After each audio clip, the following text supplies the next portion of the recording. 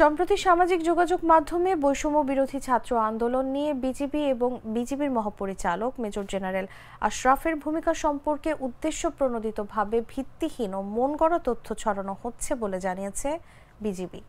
আজ বিজিবির verified Facebook পেজে এই তথ্য জানানো হয়েছে। এতে বলা হয়, একটি চক্র উদ্দেশ্যমূলকভাবে মিথ্যা প্রচারণার মাধ্যমে জনগণের মধ্যে বিভ্রান্তি সৃষ্টি করতে চাইছে।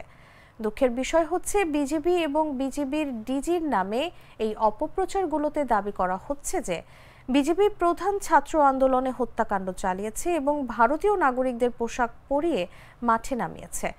এমনকি শেখ হাসিনাকে ক্ষমতায় রাখার ষড়যন্ত্র এবং শিক্ষার্থীকে হত্যার মনগড়া তথ্য ছড়ানো হচ্ছে। এগুলো সম্পূর্ণ ভিত্তিহীন ও বানোয়াট।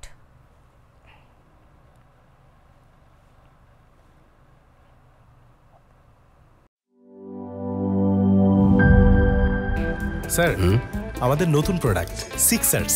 দেখতে তো ভালো, খেতেও ভালো। তুমি একটু বেশিই বলো। জানি স্যার, বিশ্বাস করবেন না, তাই সুপার স্লো মোশন ক্যামেরা নিয়ে এসেছি।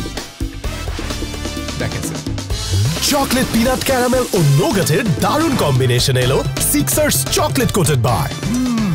পুরোটা এনার্জি।